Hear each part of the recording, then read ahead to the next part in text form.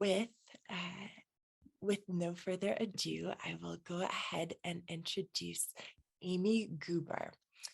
Amy received her bachelor's in psychology from Cornell University. In 2013, she became a certified health coach and has helped over 700 clients in her 10 years of health and wellness coaching. As a seasoned speaker, Amy has led workshops and guided audiences with tangible steps that can move them forward on their health and wellness. Amy speaks on health and wellness, employee wellness practices, and empowerment and goal getting. Welcome, welcome, welcome. Thank you. I hand you the mic and look forward to learning from you. Great. Thank you so much. And hi, everyone. I'm Amy Goober. And as I was preparing for this talk, I always try to incorporate new things. And I realized something that hopefully you will find interesting, which is if you're on this Zoom as you may be an employer or an employee, right? But if you're an employer, you are an employee. So that is something to keep in mind. I mean, obviously in the entrepreneurial world, you may own a company and not consider yourself an employee, but most HR people and people in that field are employees also. So I'm hoping that these tips will help both the employers and the HR folks, but also we're all employees. So I look at it that way. So I'm just going to cover 3 topics. Of course, I could talk all day on this, but I'm going to cover 3 topics today: mindset, fitness, and nutrition. And these are all, we want to see how we can be the healthiest we can be when working from home or in a hybrid model, right? And so the world is very different now, as we all know. And so with so many people working from home, my concern became, what is happening with employee health or even individual health? So I'm going to run through them, and of course, I'm happy to field questions as well. So let's just talk about mindset. And I'm talking about the mindset of working, not mindset in general. So you get up in the morning and you're ready, you're working from home, and you're literally going to open up your laptop and just start working. And what is your mindset? And I think because Zoom is so prevalent now, or something like it, people aren't prepping as if they're going to work as we did maybe back in the day. So my suggestion for everyone is to get ready for work. Get up and get ready as if you are going to work, because you are going to work. You just may be going in the next room or you may be sitting at your own desk. But so my suggestion is, take a shower, do your hair, makeup if you wear makeup, wear an outfit, top and bottom. Through all of COVID, I personally intentionally put like pants on, or a skirt, something that had to clasp and snap, because I was just worried if I was wearing stretchy clothes, like I never would really know that I was actually still fitting into the clothes I had before. So I think that getting ready is so important. And I highly recommend that, and recommend you suggesting that to your employees if you are in that position. So it's getting yourself in the mindset like I'm going to work. And I think that can really improve morale and professionalism, right? And again, this can be the case when you're on Zooms anytime, is kind of get ready, and I think that helps train our brains like, I'm going to work now. And there's a lot of challenges with, the boundary, the homework boundary. And I think this can really help with that. So my suggestion is try it for 5 days, Monday to Friday, the next work week, whatever of those days that you're working from home. Really do this process and see how you feel. Check in with yourself midday and the end of the day and be like, yeah, I really kind of feel like I'm at work. Or maybe you don't see a difference, but I think you will. And I think kind of show up to go up. You've probably heard that phrase. And I think other people on Zooms, right? You've been on Zooms, you can tell who's kind of ready to go and like really in it to get moving and contribute, versus people that are just kind of, looking around it and don't seem as ready to work. So that's the mindset piece of working at home, and that's within your control completely. I'm also a fan of what can you control and what can't you control. And these are things that I'm talking about now are all within your control, which is a great feeling. 2 is fitness, right? I mean, even if even when we were not working from home, you were just getting more steps in. You were just moving more because you didn't just have to move from one room to the next, right? Even if you drove to work, you still had to get into your car and drive to work and walk into the building. And I think it's just, we've really narrowed our whole scope of movement. So my suggestion here is set your timer. Once an hour, get up for 5 minutes, 3 minutes, some number of minutes. And even if you're just walking around your house or walk down to the mailbox or mail room or, whatever sort of, dwelling you're living in, is get moving and don't shy away from it. You may have heard, kind of sitting is the new smoking. And this was before COVID. This was when we just were very computer oriented. So just want to make sure people are moving. And I think walking is the easiest thing, right? Walk 15 minutes before you sit down on your Zoom. Walk 15 minutes at work if you can. Walk at the end of the day. And of course, I'd love to see people going to the gym and playing pickleball and, doing all these activities, play golf, whatever. That's great too. But within your work day, what can you do? I think walking is the easiest. I've seen all kinds of mechanisms: pedal under the desk, moving your feet, cycling under the desk. If you have stairs in your home or your apartment building, take a 5-minute steps break up and down the stairs. I mean, it might sound like something you wouldn't really do, but I'm a fan of try it. Try it the very next work week you have. This week we're in, right? Try it. Try to use the stairs that are handy to you. 5 minutes once a day. Anything is better than just sitting, and it's better for you mentally, physically, and all those things. The other thing you can do if you use hand weights is keep them, handy on your desk, 5-pound hand weights, maybe not like now, I wouldn't be doing it, but you can certainly do them when you're sort of, off screen. So that's fitness is number 2. So we talked about mindset, getting ready for work, fitness, trying to keep moving. And 3 is nutrition. So, I mean, I work from home, so I get it. And it's hard. You get up in the morning and you don't feel like dealing with breakfast, and you certainly don't feel like dealing with lunch at 7 or 8 in the morning, but lunch is coming. And what are you having for lunch? What's for lunch? And I think for the employers, this is hugely important. Lunch especially, that's the whole back end of your day is, your productivity, your alertness, your energy. So make a plan, plan it like you're going to cook it and prepare it. Otherwise, the easiest thing to have happen is you get hungry and you just grab. We all do. We just grab, oh, there's pizza from last night, I'm going to have that, or whatever it is. Not that there's anything wrong with those things, but you can only do so much of that. So I suggest making a plan, doing something like a crock pot that you can throw the stuff in the morning. I call it 2-for-1 lunch. Make lunch on Monday, and that's enough for Tuesday. Okay, Tuesday you wake up, you're like, ha, I already got my lunch ready. I made it yesterday. Batch cooking, all these things. Just have a plan, and then you're probably going to be eating better. So if you're doing better and you're doing these 3 things, you will probably feel better, and then you will work better. So I don't know, Melissa, I'm watching the clock. Am I toward the end of my time here? You're doing great. No, you're welcome to take a question now, or if you want to continue, feel free. Yeah, no, I mean, that's kind of the gist of it. My philosophy on all of this is small steps lead to big results. And a lot of people get up on a Monday morning and they're like, okay, today and this week, I'm gonna eat really healthy, and I'm gonna get, 64 ounces of water, and I'm gonna run 3 times this week, and I'm gonna sleep 8 hours. And it's like, oh my God, by Wednesday, you're done, So it's super important to set goals and stretch them out. So I try to give you 3 things that I think are really, really within your control, but I'm not telling you to do them all today. Just get started. And I think if you're sharing these kinds of things with your employees, it's just so important to remind them that it's doable. And little steps are what matters. Small little steps really lead to big change, and not to get discouraged, that it's just too much. Thank you. Yes, absolutely. And so now everyone who's here with us has an opportunity to ask Amy any questions that you have about what she presented today.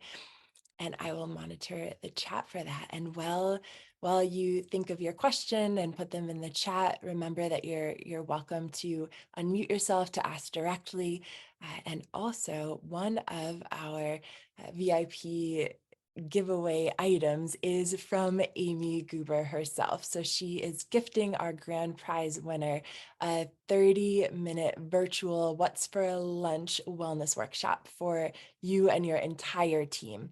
So again, make sure that you have that giveaway ticket handy, and we look forward to doing that drawing at the end during our networking session.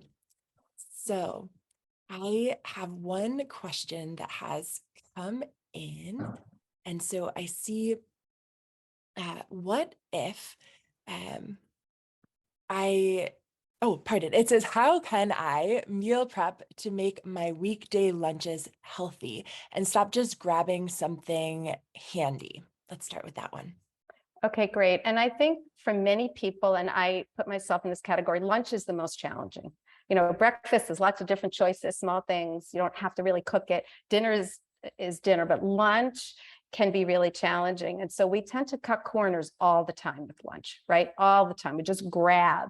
So what I suggest is sort of to piggyback on what I said before, is to make a plan. Literally Sunday night, say, what am I going to have for lunch? Monday, Tuesday, Wednesday, Thursday, Friday. I think making a plan is really important. And I think if you have the time to carve out an hour on a Saturday or Sunday and do some batch cooking, I mean, that's good for dinner too.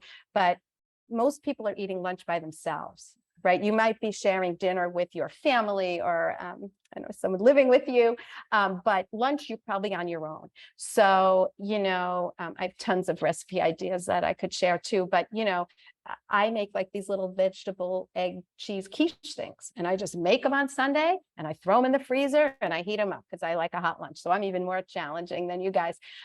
So be sure to make a plan, and you can also do things like the subscription meals, right? Which we think of as only for dinner, right? But it's not, because if maybe dinner isn't your problem, but lunch is, you can do a subscription where you get what's quote unquote a dinner twice a week, and you make that, and that can be 4 lunches.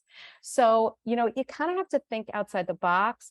The other thing is to share ideas with your friends, which is why I offer What's for Lunch as a workshop, because you'd be surprised. Some people have this nailed down. So let's hear from them. Like, well, what are they doing? What are they doing for lunch? So I think it's the idea of being open-minded, and having a plan and not leaving it up to chance. Like, I know myself, when my blood sugar goes down and I'm hungry, I'll eat anything, right? And that's fine. But if typically you want to be nutritious and you want to feel good, you have to be a little bit innovative, especially if you're home, right? Because if you're home, you either eat what's in your home or what? You're out, you're buying, you're going out, you're doing takeout. And again, there's nothing wrong with that, but I think keeping that to a minimum and cooking yourselves or preparing yourselves is the best way to go. Excellent. Thank you so much for sharing that. And we look forward to seeing whoever is the grand prize winner of your What's for Lunch wellness workshop. So thank you. Thank you. Great. We are going to move on to Beth Auguste. So welcome. Beth is a registered dietitian, nutritionist, fitness trainer, and mom to 2 under 5 who understands how difficult it can be to take care of yourself while taking care of all the other things. She created the 6-month online group program, The Refresh, where she helps overwhelmed parents find bite-sized and doable solutions for feeling their best using food, movement, mindset, and community. And Beth, we welcome you. We are so excited to hear from you about one small thing that you can slay stress with. Yes, thank you so much for having me. And it's really fun that I get to follow Amy, because I don't know if you saw me, Amy, like nodding emphatically to everything you were saying, but it just, what I'm planning to share today just kind of flows really naturally off of what you were talking about. And I also just had to laugh because today was one of those days that I didn't plan lunch. And yes, I did grab pizza from yesterday from Football Sunday, but I also grabbed some veggies from the veggie tray that we had. So there's also always a balance, right? Like, you sometimes, it's good to have a routine. It's good to be in your lunch mode, but also have your default. I had some veggies, I had some pizza, and then later I grabbed a bite of chicken that was also from yesterday, buffalo chicken. Not ideal, but sometimes life happens. So I think it's funny that that's your example, because that's what I live today. But yeah, so thank you for the introduction, Melissa. So my name is Beth. I've got a 4.5-year-old and a 1.5-year-old, and I started my business when my first was little, because I realized that as an employee too, as just humans, but I think I didn't realize it until I was an employee and a mom and all the things that no one has time. Everyone's a busy person. It's not just moms. That might be who I work with, but we're all busy. And we all have no time, and we all need to figure out the best way to do things like what Amy was talking about, the best way to intentionally get lunch in front of us every single day, and the best way to make it feel like we can do it and not like an overhaul. So I was nodding when Amy was saying, overhauls, they don't work. And so I want to just ask you all a question right now, and you don't have to answer, but just think about it. When was the last time that you thought to yourself, I'm going to just start tomorrow. I'm going to start on Monday. I'm going to do a big overhaul. I'm just going to like start fresh with my diet. I'm just going to like join a new gym and do a new fitness plan and just overhaul my fitness plan. Or I'm just going to organize my whole house and then I'll be a more organized person. Or I see hand raising, or I'm going to like go to bed early every night starting tomorrow. And then does it stick? No, it never sticks, right? Like, and I always say to my clients too, who do you know that went on a crash diet and has kept and lost 100 pounds and kept that 100 pounds off? Nobody. The people that lose weight, I mean, this is not where I meant to go with this talk today, but the people that get results that they want to be getting are doing something slow and steady. If you have a friend that's so much healthier than they used to be, and you say to them, how'd you do it? Usually the answer is, oh, well, I just kind of like made my lunch more often, and I just kind of exercised a little more. And it's the slow and steady that gets you the results. It's not the person who said, well, I decided I was New Year's resolution and that was going to be it. Like, it's never that person.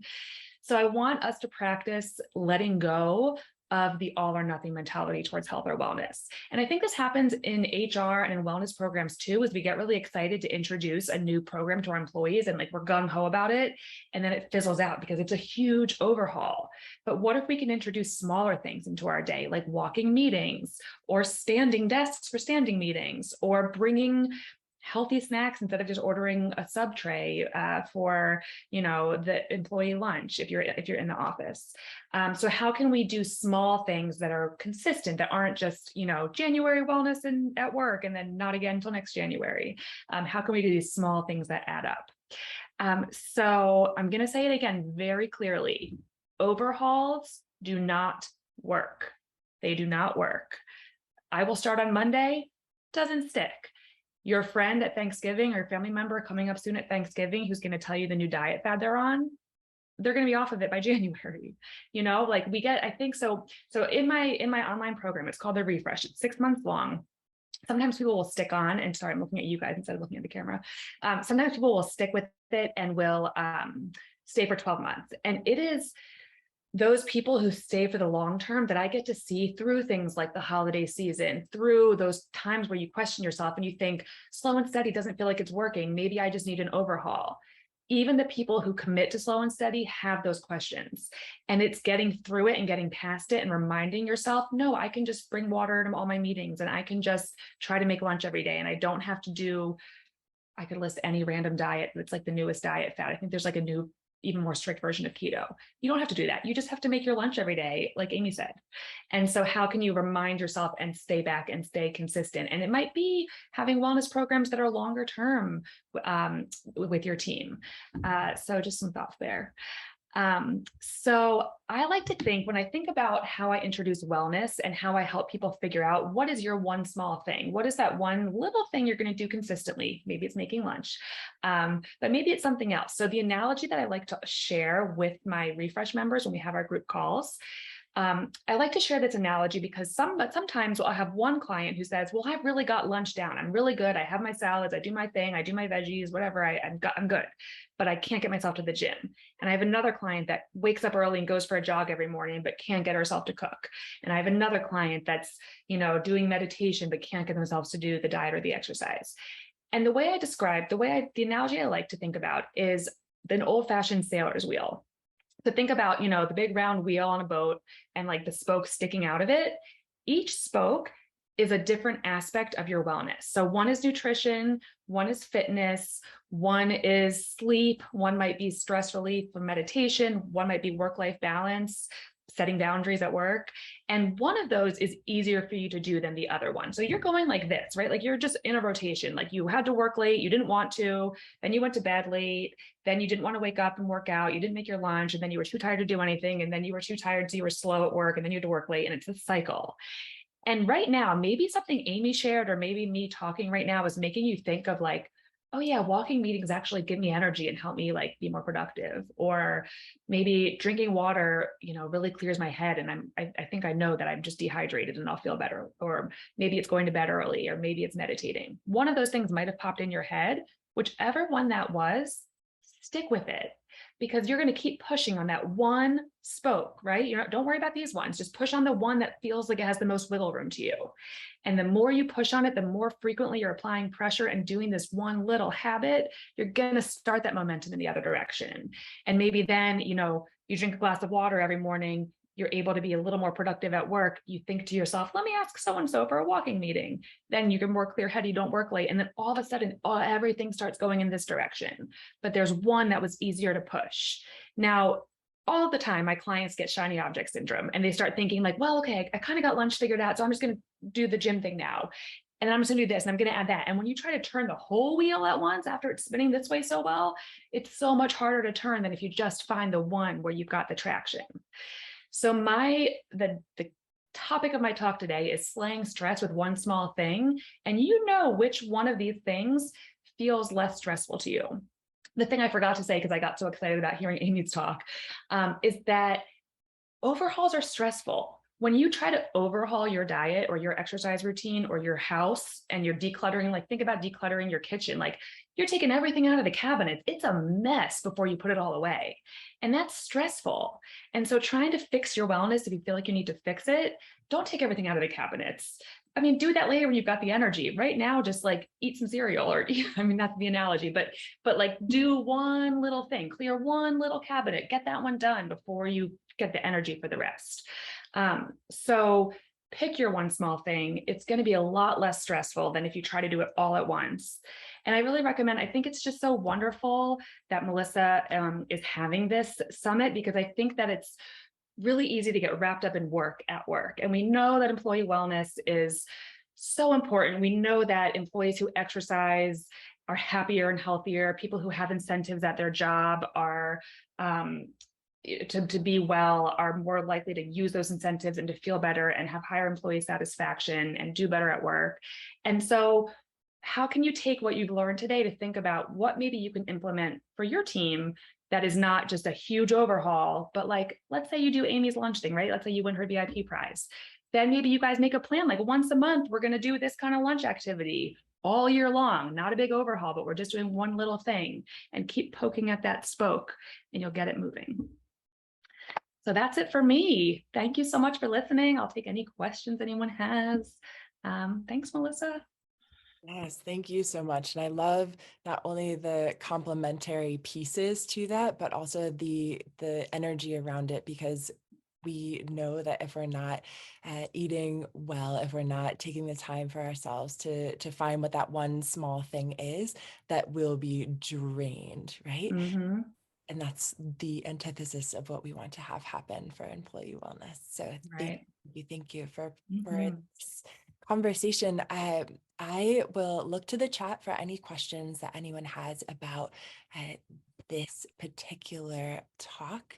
I also saw that one came in while you were talking. So it says, what if I know what my one small thing is, but I always forget to do it? Basically, I just know what I need to do. I just don't do it. Yes. I hear this all the time. I know what I need to do. It just doesn't happen. This happens in my group calls. This happens with my one-on-one nutrition clients, where, people will just say, I just need to do it. I just need to I need to just set the alarm 10 minutes earlier, 20 minutes earlier, and wake up and exercise. I'll just do it. But it doesn't work like that. And the next question I always ask people is, well, you haven't been. So what are your roadblocks? Even if it's the silliest, smallest roadblock, what is stopping you from doing it? And that's when you get the real answers. That's when you get, oh, well, the baby always wakes up like 20 minutes earlier than that. So like, it doesn't even matter. Okay, well then you're not, we need to find another solution. Or, well, I just like, then I have to shower and it becomes a whole thing. And then that's might be why you don't do it. Or maybe it's that your blood sugar drops in the morning, or there's so many reasons, right? So we always find out, and people say things like, that's a dumb excuse. I'll just figure it out. I'll just figure it's okay. I'll figure it out. But don't do that to yourself. Every excuse is real. Every roadblock is real. It could be a speed bump, it could be a block, but there's a reason why you're not doing it. So really look at what it is. What is the thing that you know that you should be doing? Maybe it's making lunch that you're not doing. Maybe you need to backtrack a few steps. Am I getting the right groceries? Do I have things that are easy to chop? Or is it really hard to, do I need to just buy the pre-chopped vegetable instead to cut a corner to give myself some grace? What is stopping you, and how can you ease up on the roadblocks and the rules to get some kind of momentum? And then you can go back and say, okay, now I can buy broccoli that I chop myself. But, start yourself with where you are. Don't try to be the person, the Instagram influencer who's doing everything, like be the person that admits where you are, and it's okay. That's the beauty too of my refresh program, that the people in the program realize like, oh, I'm not alone, that I can't like do all this stuff for myself. It's a lot that we have to do for ourselves. So know that you're not alone, and know that every issue that you have, you're not alone when it comes to nutrition and fitness and movement. I've seen it all. And just forgive yourself and start with where you are. Words of wisdom. Thank you. Thank you. So will you be joining us for the networking session from 8 until 9 for folks that can talk to you about either bringing you into their organization or their company for speaking engagements or support with parents, with moms, right? Of course. Fantastic. Thank you. Thank you. Thank you. Next up, we have Lauren. So I am very well aware that multitasking is a farce. So I'm going to stop talking for a moment and then we will transition.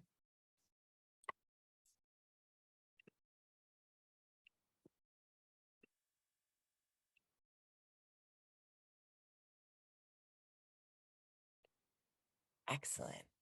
Lauren Fonvielle is an integrative energy practitioner specializing in EFT, tapping for stress, anxiety, chronic pain, and trauma. Her passion is to guide her clients on a journey of self-healing to break through obstacles, physical, mental, or emotional, that are keeping them stuck and holding them back in life or business.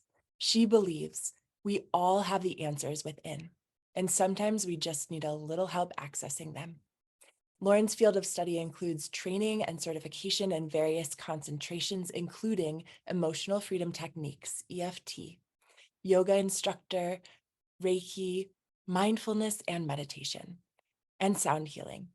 She delights in making the connections between science and spirituality and incorporates this into her practice. She also brings over 15 years of prior experience from her roles in marketing in both the corporate and nonprofit sectors to further assist and support her entrepreneurial clients. So we welcome you to the stage. Thank you for being here. Thanks for having me. Thanks for having me. I'm excited to chat with you all today and share what EFT is. I'm not sure how many of you are familiar with EFT, but as Melissa shared, EFT stands for Emotional Freedom Technique, and it is also referred to as tapping. Sometimes people refer to it as psychological acupressure too, right? So it's very, when I describe what it is, I often compare it to acupuncture because people are more familiar with acupuncture. So when you go to an acupuncturist, they take those tiny little needles and they put them in at certain points of the body, and the points that they're putting them in at are the end points of the meridians. But with tapping, what we're doing is applying light pressure, acupressure, on some of these same points. And this is a practice which can sound silly if you've never heard of it before, this idea that tapping on yourself can help you to reduce stress and anxiety. But I promise there is a lot of science behind it. And I was super skeptical when I was first introduced to it. But I had such an amazing experience with it. It's why I continued to study it and went on to get certified so that I could share it with other people. So this is a practice that can help with a wide variety of conditions, from anxiety and stress and overwhelm, as well as physical pain, also trauma, PTSD. I've worked with a lot of clients that have had fibromyalgia. If you're dealing with insomnia, and even cravings too. So kind of it goes along with what Amy and Beth were talking about as well. And the thoughts that you have, right? Like when Beth was just talking about how, you know, I know what I need to do, but I'm not doing it, right? There are reasons why, thoughts that you're having around why you're not doing it. And EFT is a tool that can help you really get to the root of what those thoughts are. What's happening inside the brain is really that you're creating new neural pathways through this process. And a quick demo on how it works, right? So when you are feeling really stressed out and overwhelmed, and I feel like so many of us are dealing with chronic stress and anxiety, and sometimes so much so that you don't even realize that that's how you're feeling all the time, because it's become this regular, quote unquote, normal feeling for you. So if we look at my hand really quickly and we pretend that my hand is my brain, right? So this part of my hand is this part of my brain. And when you are making decisions, information comes up the brainstem to the prefrontal cortex, and that's where you make good, sound decisions.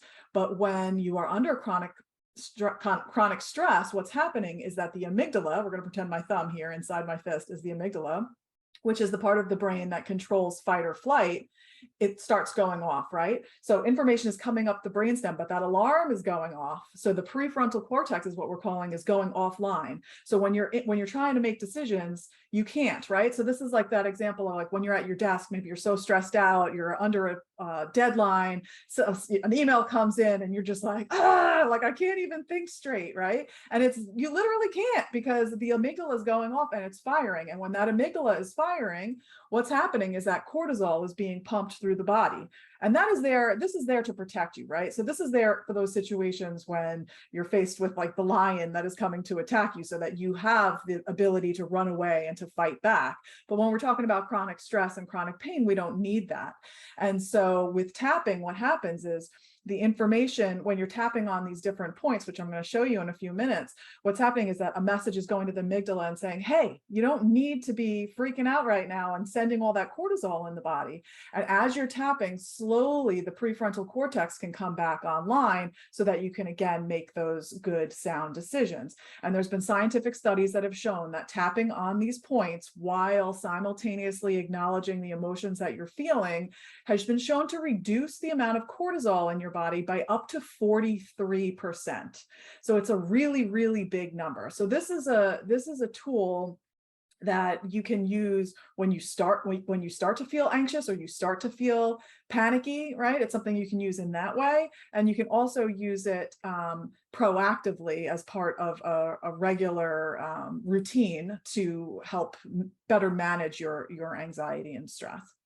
And so I want to show you all where the points are, because talking about tapping is one thing, but it's a whole different ballgame to actually experience it in your body. So I would just invite everyone to maybe pause for a minute, take a nice deep breath in, and just notice how you're feeling in this moment. Notice if you're feeling any tension in your body, perhaps any constriction in that when you're taking a nice deep breath in. And what you do when we do this practice is that you gauge where you are on a scale of 1 to 10. So if you were super stressed out right now, it would be a 10. And if you're not stressed out at all, it would be a 0. So you give yourself a number just so that you can kind of check back in and notice how you feel throughout the practice. And then I'm going to show you where the points are. And so this can be helpful if you just take away from today, oh, that's a point that I generally tend to touch, throughout the day, because our bodies are innately wise and they know what to do. So maybe you just notice which points you like the most today, and you know that the next time you feel anxious, you can take some deep breaths and you can tap on that point, or you can apply some gentle pressure to that point, and it's going to help you. Okay, so the first point is on the pinky side of the hand, on the bottom half. I definitely invite you to tap along with me. And what we would do typically is we would say a sentence here. And the way that it goes is, even though I'm feeling really stressed out right now, I love and accept myself. Or even though I'm feeling really stressed out right now, that's just how it is. And so you would say that sentence 3 times.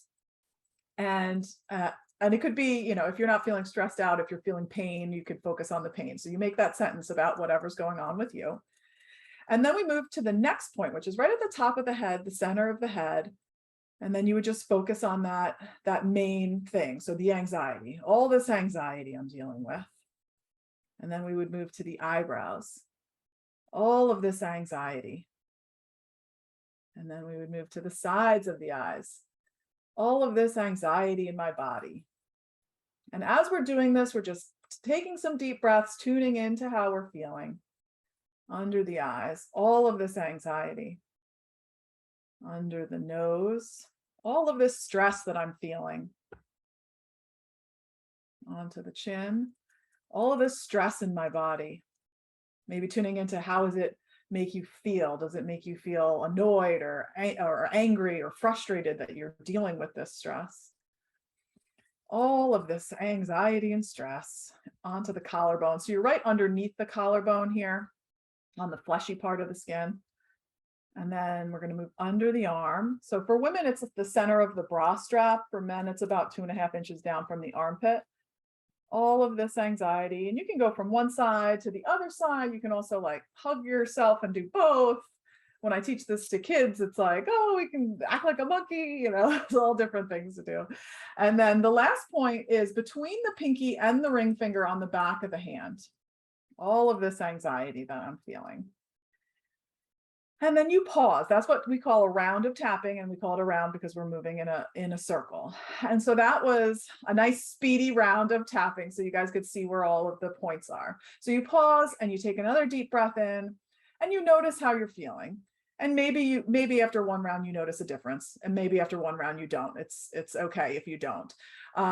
Maybe after the one round you almost feel like the intensity has increased. And sometimes bringing our attention to something does do that. So if that is something you experience right now, know that that's okay. And that's actually an indicator that this is definitely going to work for you. You just need to keep tapping.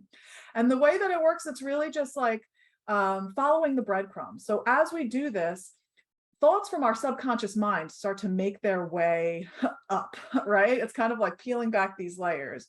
And so sometimes a thought can arise that doesn't seem to make sense as to why you would be thinking it, but you know, something from your past, a memory perhaps, and then we would just follow that thought.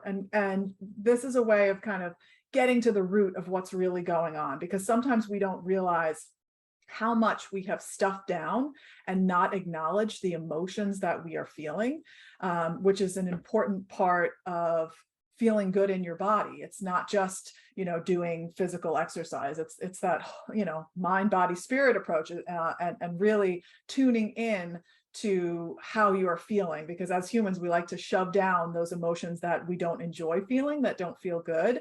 And this is a really gentle way of allowing yourself to feel those things and systematically and organically move from that negative feeling or thought to a better thought and a better thought until you can get to that positive, more positive feeling. So, I mean, I could talk all day, but I know I don't. I think that wraps up my time. But that was a quick intro to how EFT can work, and it can be a really, really powerful tool to help you get to the root of understanding why you're feeling the way you're feeling. Because what is on the surface of why you think you're feeling stressed, maybe it's that work deadline. Oftentimes there's a layering effect of other things that are going on in your life that are contributing to that. And if we don't deal with it, then what happens is that all these layers build up to a point where it's going to come out in some way.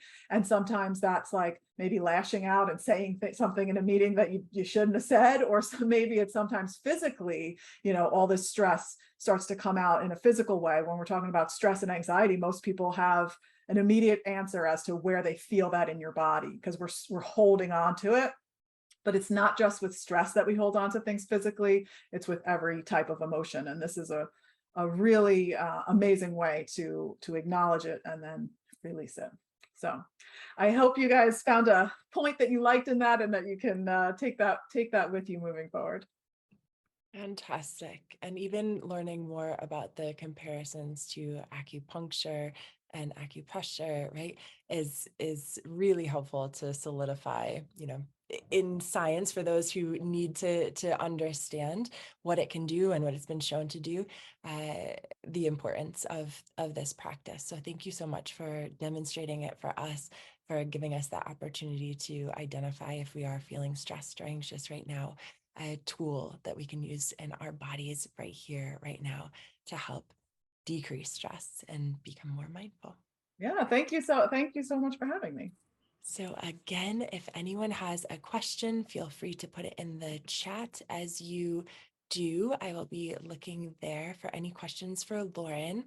I'm also putting in, we have one, I'm also putting in the worksheet that was put in the chat at the beginning of this summit. I wanted to put it in there again for folks who came in a little bit later. So the idea of this printout is to identify with the box, checking off who you want to, which one of those wellness thought leaders you want to connect with at the networking hour from 8 to 9 p.m. tonight to talk about how to bring them in to your organization or company. And now there are two questions.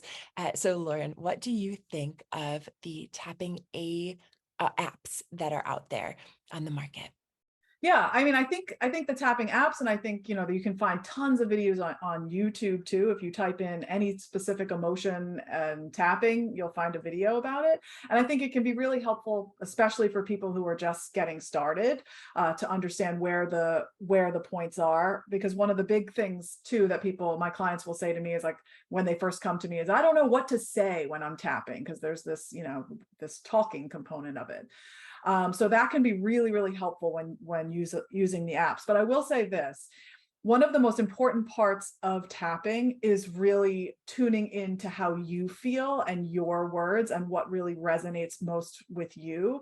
So just tapping along and repeating what the practitioner is saying in the video or on the app, while it can, be helpful and kind of get those creative juices flowing, if the words that they're using don't resonate with how you're feeling, then it's really important that you change the words so that it matches up with how you are feeling, because that's really what's most important, tuning into how you're feeling, noticing the sensations in your body physically and emotionally. So yeah, change the words wherever you need to, if you ever do a video and it doesn't feel right to you. Beautiful. The other question here is, how long does it take to notice a change in how you feel when tapping, and how often should I practice? Yeah. So it depends. That's the answer. The answer there. It really depends. It depends on the issue. So if you are someone that has been dealing with chronic stress for a long time, it could take a while to kind of get to the root of it. I will say that most of the time, particularly when dealing with anxiety and stress, even just doing some brief rounds of tapping, and even if you're just doing some breathing, you'll feel your body start to calm. But it can take longer, multiple sessions, to get to the root of what's really going on. Yeah, it's important to take that time and not to, because most people want to be like, I want to feel better right now. You want it to feel, it's going to take what it takes to get there. And then, I'm sorry, what was the second question again? I think you might have addressed okay. both. Yeah, it was just how long does it take, and then how often should I practice? Oh, how often should you practice? I mean, I would say the more that you practice, the more likely you will be to use it when you're in a stressful situation.